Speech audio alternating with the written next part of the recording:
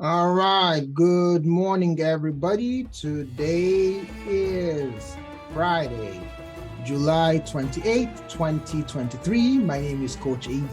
This is the place to be, and it's our Mastermind Mastery Meeting Book Review Friday, which like I always say, is probably one of my favorite mastermind meetings of the week. Why? Because we get to review an amazing book and stretch our thinking based on the thoughts of others.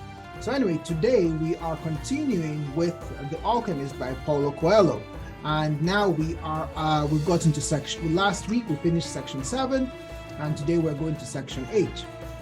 So section 8 begins with Santiago watching a pair of hawks attacking each other. And suddenly what happens? He has a vision of armies riding through the oasis. Remember, Santiago remembers Melchizedek's advice to heed omens. So he tells the camel driver about his vision. The camel driver takes Santiago's warning seriously because he believes all people can penetrate the soul of the world.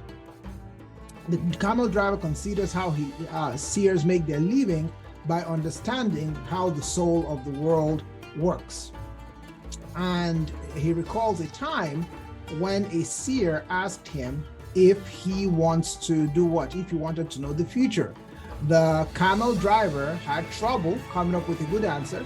So the seer refused to cast the twigs, and if you don't know what casting twigs means, you put some little branches, I guess twigs, on the mat, and the twigs, the way they fall, you get to know your future, at least people who believe in that.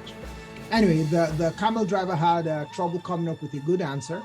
So the seer refused to cast the twigs he used to make his predictions.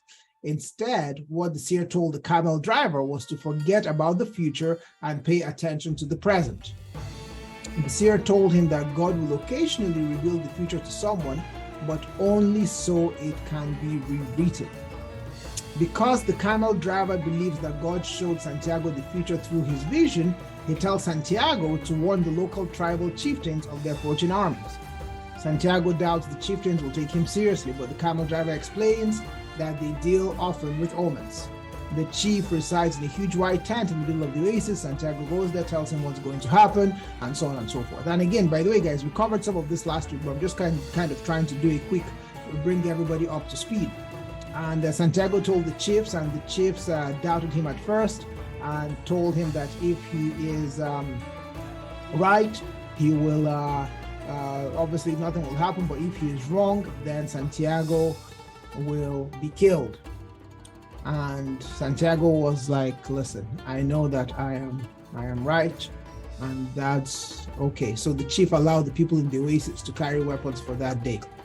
And that's chapter 8, which again we covered last week. So but now let's get to the nitty of this week, and the nitty-gritty of this week is obviously section 9. So now Santiago leaves the chieftains outside. There is a horseman in black carrying a sword who knocks Santiago to the ground. And the horseman asks who dared read the flight of the hawks. And Santiago says that he did, and that he was able to see into the soul of the world. The horseman asks Santiago why he defies Allah's will. And Santiago said, listen, it is Allah's will that I see this vision.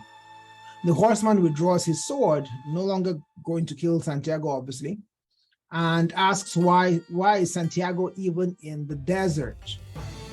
And when Santiago says that he is following his personal legend, the horseman explains to him that Santiago must test his courage, and that Santiago must not give up on his goal.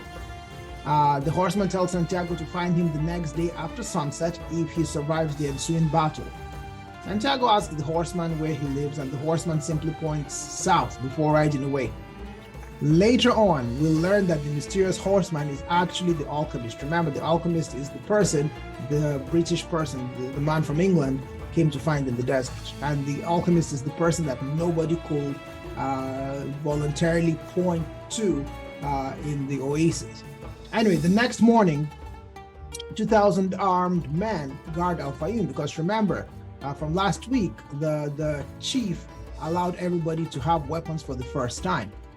So anyway, 500 mounted troops arrive in the city pretending to be on a peaceful expedition. But when they arrive at the tent in the center of Al-Fayoum, what do? The 500 horse riders all draw their hidden swords and attack. The tent, however, is empty. Why? Because Santiago had warned them. And of course, the tribe is ready. Everybody was allowed to carry arms, so there were 2,000 armed people. So the tribesmen attack, or I guess fight back. Attack wouldn't be the right word. The tribesmen fight back, and they kill all the attackers. All 500 horsemen who came in were killed except their commander. And the chieftains questioned the commander about why he broke with tradition and attacked Al-Fayoum. And the commander said, listen, we didn't attack Al-Fayoum because we just had nothing to do. We are starving in the desert, and we need to take over this oasis so we can continue with the war. The chieftains are like, listen, life happens, but that's not acceptable. So they condemn the commander to death by hanging, and the head chief rewards Santiago with 50 gold pieces and says, hey, Santiago, you've done a great job. I would love for you to become the tribal counselor. So that night, and again, remember the moral of this story here, Santiago was doubted. They said, Santiago, who the heck are you with this kind of prophecy? But Santiago stood firm, and because of him, the oasis was saved. So that night, Santiago wanders to the south of Al-Fayoum. He sees a tent that a group of passing Arabs claim is inhabited by genies. Santiago waits beside the tent, and at midnight, the alchemist appears again on his horse. This time, the alchemist has 2 dead hawks on his shoulder. And the alchemist tells Santiago that he should not be there except his personal legend directed him to that area.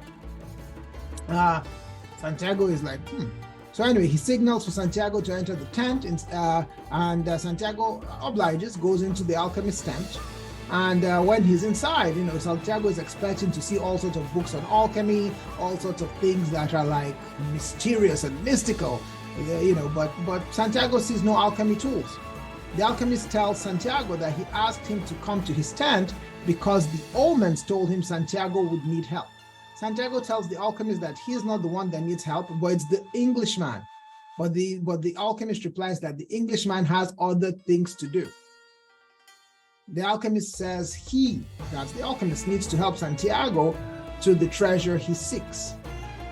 Santiago argues that he already has his treasure with his camel. He already has his treasure with the money he made. 50 gold pieces is a lot of money. And he already has treasure with Fatima, the woman he loves in the oasis.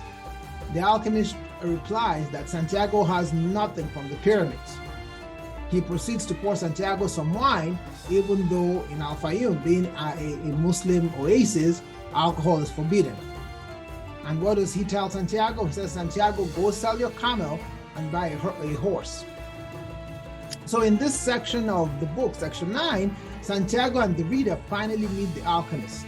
The alchemist never refers to himself as the alchemist, but it's obvious who he is. He appears to Santiago in very dramatic fashion, dressed in all black, riding a white horse, kicking up a cloud of dust so large that, it literally, from the way they wrote it in the book, obscures the moon.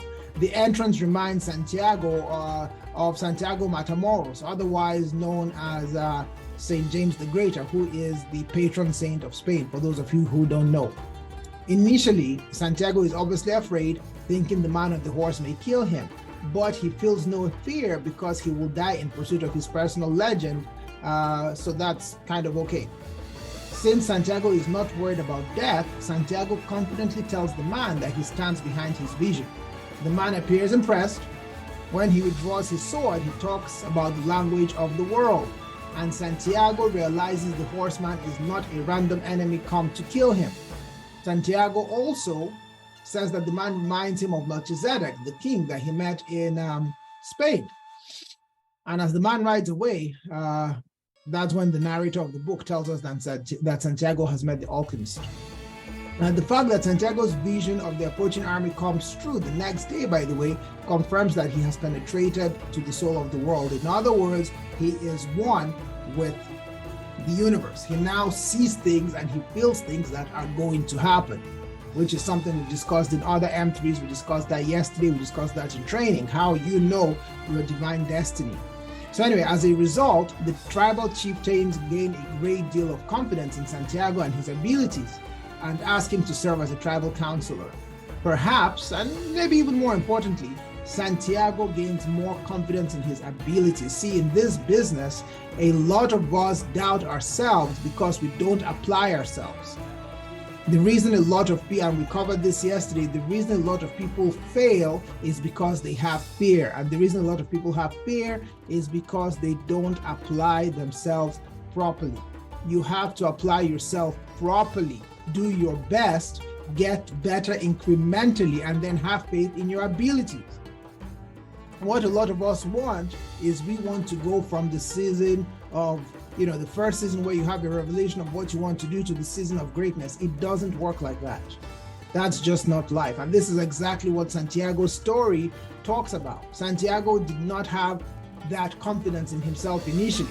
Initially, he even doubted the fact that he had to go to Egypt. But now Santiago is like, wow, I'm actually good. I actually have, there is power behind my words. So anyway, when the alchemist questioned Santiago with his sword drawn, Santiago is literally at the point of death. Imagine a man dressed in all black on an all white horse in the middle of the night in the desert comes up to you and pulls a sword out, claiming that he's about to kill you or acting like he's about to kill you. Of course, you're going to be scared.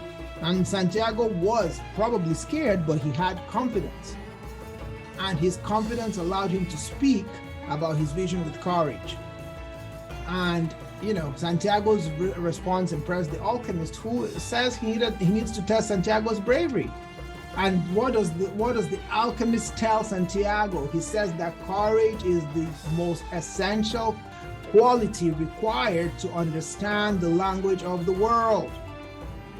And with the additional confidence in himself, Santiago seems only likely to improve on his abilities. We covered this literally. We spoke of this courage yesterday. You must have courage. You must have faith in where you are going. If you don't have courage and you don't have faith, you are going to be average and ordinary. That is life. Even people who engage in crazy behavior, illegal behavior, have courage, and that's why some of them are able to accomplish things. I don't agree with the things they accomplish, but I have to respect their courage. I'm not saying go do bad things. I'm just saying have courage. This is what this book is literally about. Santiago going from a person with no courage to having courage. When you don't have courage, you're going to suffer. You look at your bank account. If your bank account isn't where it needs to be, it probably means you don't have courage. Now, if you're doing your best and your bank account takes a temporary hit or you have a temporary setback, that's different. That's life. Nobody, who cares? But as long as you have that courage, you'll keep on going up and up and up and up, and you'll eventually get to where you need to go. So anyway, that's what happened to Santiago. So anyway, the alchemist decided to make Santiago his protege. And of course, this marked an important point in Santiago's journey. And the fact that the alchemist chooses Santiago, by the way, and not the Englishman, despite the fact that Santiago is not interested in alchemy, while the Englishman is, reiterates the notion that all things are to one to people who touch with the soul of the world, which means when you are looking to be successful, and this is very important, please understand what I'm about to tell you. When you are looking to be successful and you have the courage to do what you need to do, you will literally get aid and you'll get help and you'll get support from places you don't even know exist, or places that you think are totally unrelated to you. That's how it works. One day you're nobody, and the next day you could be everything. And this is not in the book, this is just me talking. But for example, for those of you who read the Bible, we can go to the story of Joseph. Joseph was literally in prison. He was accused of trying to rape the wife of a very important Egyptian official, and he was thrown in prison. And when he was in prison, Joseph still had faith. And Joseph manifested his faith because Joseph had the ability, and again, this is not in the book, I'm just telling you, Joseph had the gift of what? Prophecy. Joseph could see things. And when he was in prison, there were people in prison with him who asked him to interpret their dreams. And Joseph interpreted their dreams. And those dreams came to pass. And Joseph was like, please, as remember me. But the people even forgot about him. And one day something happened 2 years later, and the seed that Joseph had planted back when he was in prison with someone, they literally took Joseph out of prison and made him the prime minister of Egypt. Why am I telling you this? I'm telling you this because Joseph had courage.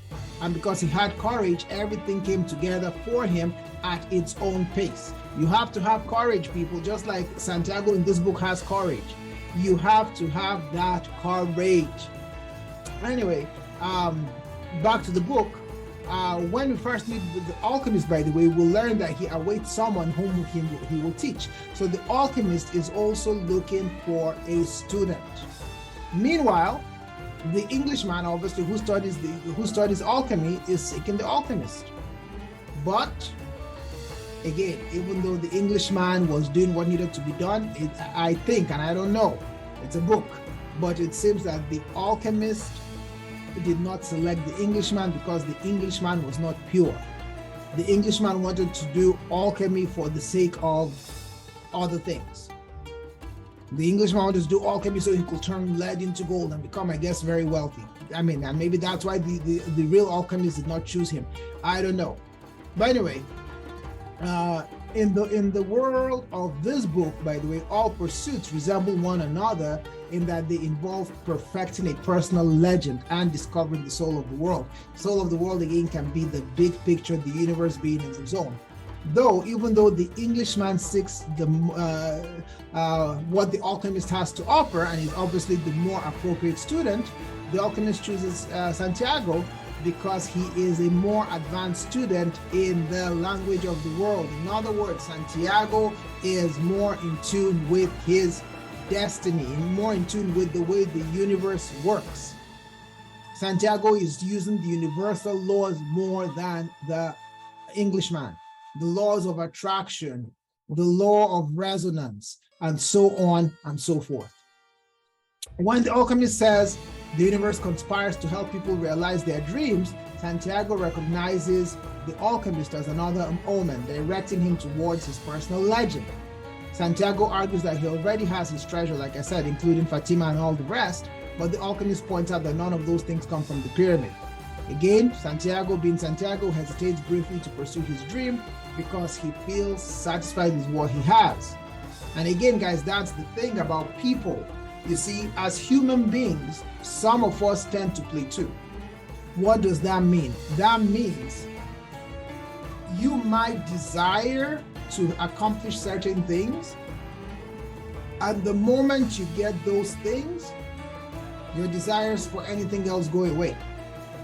So let's say your desire is to get to income of $50,000 a year.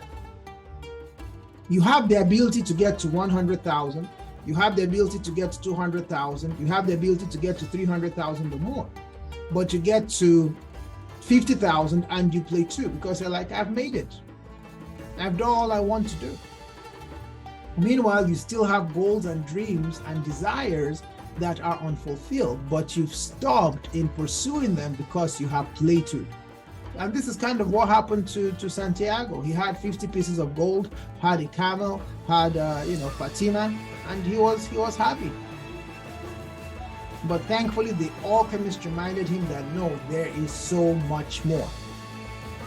Anyway, remember, the alchemist told Santiago to sell his camel and get a horse, and Santiago did just that. The next night, he returned to the tent of the alchemist with the horse. And the alchemist mounts his own white horse and puts a falcon on his shoulders. And then puts a falcon on his shoulder rather, and he tells Santiago to lead him where there is life in the desert. And Santiago is like, what? But he understands what to do when the alchemist tells him that life attracts life. Again, the power of resonance. If you are speaking life, you will attract people who are looking for life. And what do I mean by life? I mean success. If your language is avoidance, if your language is lack, if your language is failure, you are going to attract failure. You're going to attract avoidance. You're going to attract lack. That's just universal law. If you speak positivity, if you speak winning, if you speak success, you will attract that. I prospected someone, and this is literally, I prospected someone 2 weeks ago. The person is a 4-pointer. Person didn't show up. I ran into the person again last week. Person said, yeah, I thought it was a scam. That's why this, that, the other, and the third. I said, it's not a scam. Do I look like a scammer to you? I'm obviously not one to. The person was like, yeah, you're right. I said, okay, let's reschedule. We rescheduled. What happened? Person didn't show up. I saw the person this morning. I said, I guess it didn't show up. Well, whenever you're ready, the person's like, wow, you are so confident. This really must be real. I'm like, of course it's real. Why wouldn't it be real? Why am I telling you this? Because again, the energy I will put out is energy of expectancy. It's the energy of attraction. So even though there might be slow, bumps on the road, it's going to work. I could have prospected the person that day. I mean, like, you show up or whatever, like half-heartedly. But when I prospected that person, I prospected that person with the full expectation that the person will join the business and will become a vice president one day. Is that going to happen for that particular person? Who knows? But that's my expectation with every single person I prospect. And I know that one day I'll talk to someone and it's going to come to pass. That's just how life works. So the same thing with this book, with what this book is saying about Santiago. This is exactly the same situation. Life attracts life. You want to attract energy, give out energy. You want to attract positivity, give out positivity. Anyway, Santiago gallops into the desert until his horse slows down. He tells the alchemist life exists where they have stopped because his horse knows life. The pair look around among the desert stones and the alchemist finds a cobra and grabs it by the tail. The cobra does what cobras do, moves how cobras move, and Santiago jumps away. And then the alchemist draws a circle in the sand with his scimitar and places the cobra inside it. The cobra immediately relaxes, and the alchemist says, you don't have to worry, the cobra will not leave the circle. The alchemist prepares to move on with Santiago to the pyramids, but Santiago complains that he doesn't want to leave Fatima. And the alchemist says, listen, Fatima understands that you need to complete your personal legend. And Santiago says, okay, wait, but what if I don't complete my personal legend? What if I stay in Al-Fayoum? And the alchemist says, well, if you stay here, you will have enough money to buy many sheep and camels, and you will definitely marry Fatima. And both of you will be happy for 1 year, but during the second year, you will start to think about the treasure again. And you will not be able to ignore the omens. During the third year, you will become increasingly obsessed with your personal legend, and Fatima will feel bad for interrupting your quest. You will still love each other, but by the fourth year, the omens of treasure will disappear. The tribal chieftains will dismiss you as their counselor, and you will live the rest of your life in regret. And ladies and gentlemen, this is exactly what happens here. And I'm telling you this with all sincerity. I have been here 18 years. I have seen people come into this business for 18 years. And I have seen people stay in this business, and I have seen people leave this business. And not once have I met a single person who left this business and said to himself or herself that, you know what, I made the right decision. I've never, ever, ever seen that happen. Never, not once. What happens is regret. I mean, they might not say it outright, but it's regret because they're like, my life could have been so much better. I could have